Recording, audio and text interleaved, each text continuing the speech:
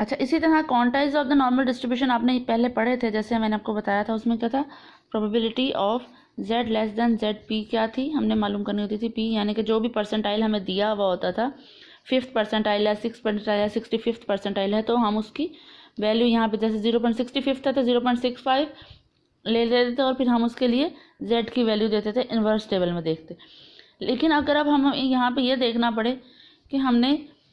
D standardise variable के लिए use करना है, तो हम उसमें क्या करते हैं कि जैसे हमारे पास ये x is equal to mu plus sigma z है, तो फिर x ऑफ p क्या हो जाएगा हमारे पास, sigma of Z P plus mu, यानी कि जो भी परसेंटाइल है उसकी टेबल में इन्वर्स वैल्यू लेके हमारे पास वही वाला x की वैल्यू निकल आएगी। एग्जाम्पल नंबर 10.11 देखें अगर आप, तो उन्होंने हमें क्या दिया हुआ है, x follows a normal distribution with mean, यहाँ पे हमें उन्होंने म्यू क्या दिया हुआ है 50 और वेरिएंस दिया हुआ है 25। Find the value of x when which corresponds to the standardise value. अब हमारे पास z की वैल्यू क्या दी हुई है, -1.4, तो हमें ये पता है कि x किसके बराबर है, x is equal to part 1 कर रही हूँ मैं, म्यू की जगह आप पुट कर दोगे 50, म्यू प्लस सिग्मा, सिग्मा हमारे पास 25 है, ये 25 है, तो सिग्मा क्या हो जाएगा, it implies that sigma is equal to 5, क्योंकि वेरिएंस जो है वो सिग्मा स्क्वायर होता है। 5 इंटू जेड की वैल्यू है -1.4, -1.4 अब आपकी इसकी वैल्यू है, अब आप इसको मल्टीप्लाई करें, ये आपके पास आ जाएगा 4.3, तो आपके पास x की वैल्यू क्या आ गई 4.3, इसको इससे मल्टीप्लाई करें प्लस 50 करें। इसी तरह पार्ट 2 में हमारे पास क्या है, z दिया हुआ 0, 0 को पुट करें, 5 into Z, 5 into 0 plus 50 is equal to 50, z क्या दिया हुआ 1.6, अगर हम इसको पुट करें x में, x is equal to 50 plus 5 into Z की जगह पुट करो 1.6, तो हमारे पास आ गया आंसर 58। नेक्स्ट एग्जाम्पल है हमारे पास 10.12। 10.12 में क्या है, हमारे पास x follow the normal distribution with mean 70 and variance क्या है 25। हमने मालूम करना है एक ऐसा पॉइंट जिसमें 87.9% of the area below it, फिर नेक्स्ट में क्या है 81.7% of the area above it, और 2 पॉइंट्स ऐसे मालूम करना है जिनके दरमियान में 70% ऑफ द एरिया आएगा। एग्जाम्पल को सॉल्व करते हैं कि ए हमारे पास एक ऐसा पॉइंट है, ए इज़ अ पॉइंट जिसके 87.9% of the area is below it. 87.9% area कितना बनता है 0.879, तो x minus mu over sigma less than a minus 70/5, ये आपने वो जो थ्योरम हमने किया था 10.3 और उसके अकॉर्डिंग ही लिख लेना है। अब हमारे पास ये क्या बन गया स्टैंडर्डाइज वेरिएबल, और ये क्या बन गया a माइनस 70 और दिस। इसको करें ऐसे, इसकी वैल्यू कैसे मालूम होती है, टेबल नंबर 10 से, तो इसको कर दें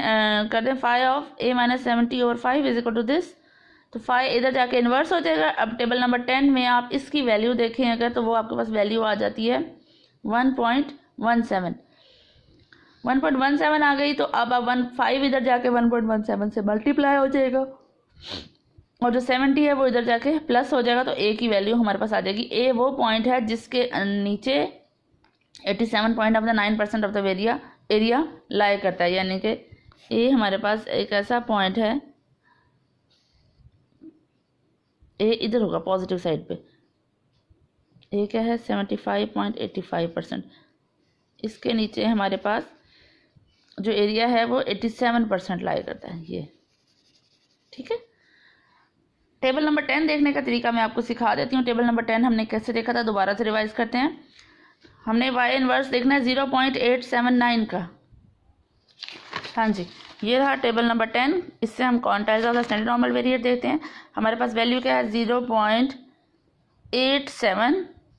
इसको हमने असल में इन्वर्सली देखना होता है, तो ये इन्वर्स टेबल बना हुआ है 0.87 और ऊपर क्या है 9, तो इस लाइन में आ जाएं तो आपके पास आंसर आ गया 1.1700, ठीक है, जो कि हमारा रिक्वायर्ड आंसर भी है यहाँ पे 1.17, ठीक है। नेक्स्ट में उसने हमें कहा है कि 81.7% of the area above it, ये वाला एरिया हमें मालूम करना है। तो आपने जो थ्योरम देखा था उसमें क्या होता है x ग्रेटर देन a 81.7%, इसका मतलब है कि x ग्रेटर देन a के लिए हमने क्या किया है, इस वैल्यू में से 1 में से ये वाली वैल्यू माइनस की, 1 माइनस 817 क्या हुआ 0.813, तो वो वैल्यू क्या है इससे नीचे वाली। आपको याद होगा वो जो थ्योरम ग्रेटर देन वाला था, हम उसमें क्या करते होते थे, 1 में से माइनस कर देते होते थे फाई ऑफ z, क्योंकि वो टेबल वैल्यू तो हमें ऊपर वाली देता है ना, हमने उससे